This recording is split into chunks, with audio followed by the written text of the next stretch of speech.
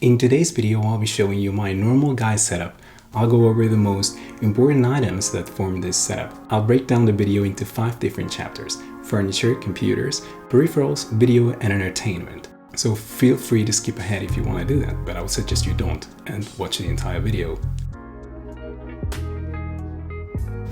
A couple of weeks ago, I started my journey as a beginner YouTuber while also working full-time in an architectural and engineering firm, and I also do some 3D and architectural visualization in my spare time. The setup that I currently have is a mixture between my journey as a YouTuber and my career in architecture. And without further ado, I'll leave you with the setup.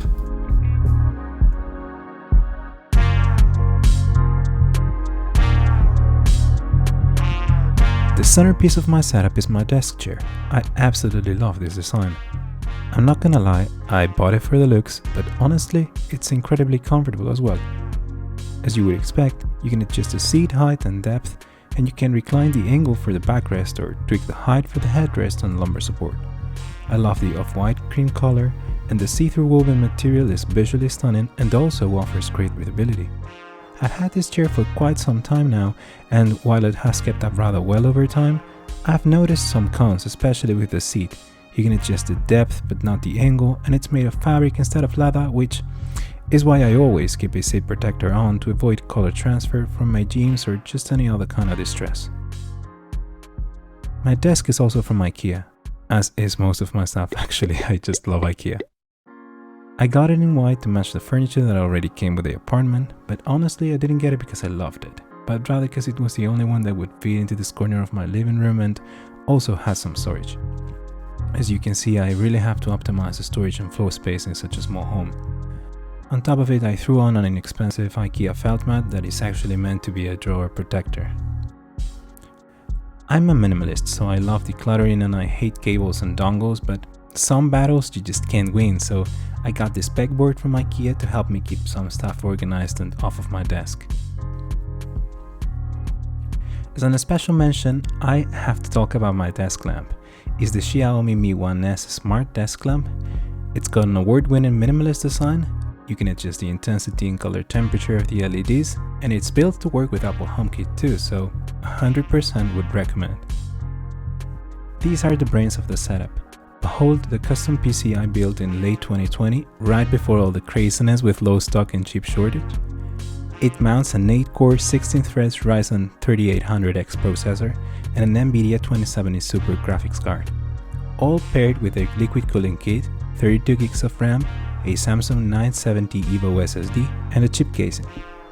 Also, do let me know if you'll be interested in more videos about this build, because I'm thinking about pulling the trigger and swapping the casing for an NCXT case. This is the computer that I use for most of my architecture work. Speaking of which, I'm also preparing a video about the role of architects and designers in the metaverse and NFT world, so do subscribe because things are about to get really interesting. The monitor I currently use with my PC is a Dell P2421D, and I basically got it because I got a very good deal on it. Frankly, it's a very average monitor, 24-inch, 2K resolution and 60Hz, but colors are good enough and it gets the job done.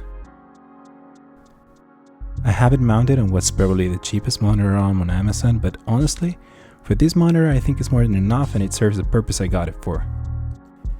Desk real estate in this setup is very limited. I just wish the monitor was bigger and 4K and the arm a tad taller, since I'm pretty tall myself at 6'2", and I find this setup a bit too low for my comfort. Actually, the computer that I use most of the time is this one, my M1 MacBook Pro.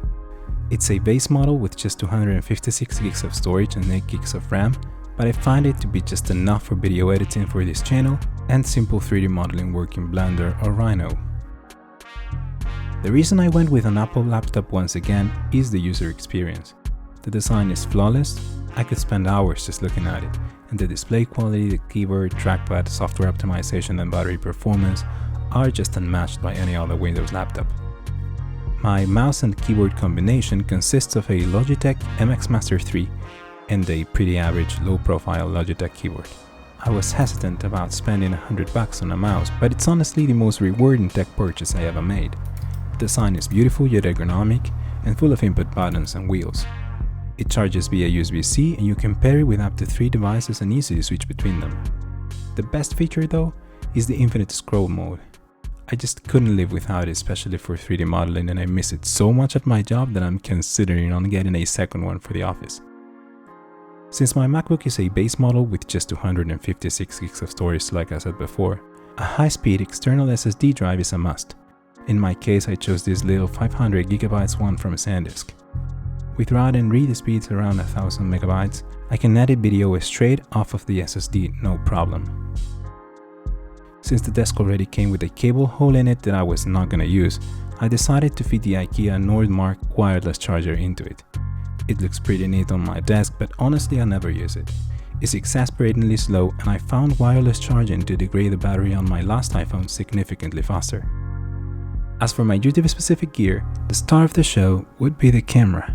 I rock the Nikon C50, a mirrorless camera fitted with a 20.9 megapixel APC CMOS sensor, capable of recording 4K in 30 frames per second with no crop and up to 120 frames per second in Full HD. It features a durable magnesium alloy body, a 3.5 jack mic input, mini HDMI output, eye and animal detection autofocus, a 3.2 inches flip down LCD screen, and a remote photography mode through the Nikon SnapBridge app. Okay, I couldn't help myself and I did what any other average YouTuber in 2014 would do, and I got myself the Blue Yeti microphone. This one right here is the Blackout Edition, featuring a black matte finish all around. It's a USB mic, though you can plug it via XLR into an audio interface as well. You can monitor the audio straight from the mic with the zero latency headphone output, and you have 4 pickup pattern modes to choose from.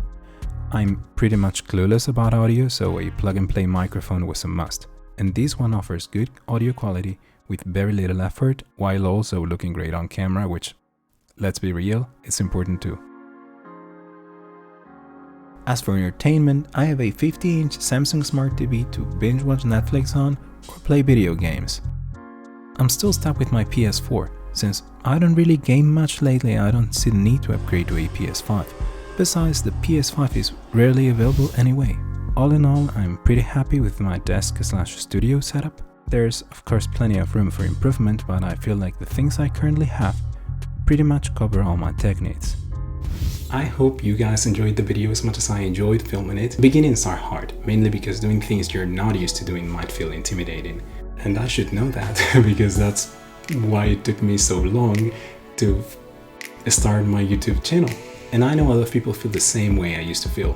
And for that reason, I'm making this 4-video series that covers the key elements of making YouTube videos for beginners. In these 4 videos, I'll be sharing tips and tricks that I've learned over the past few weeks and months, so you just don't have to. So you can start your YouTube channel now and you have all the information up front.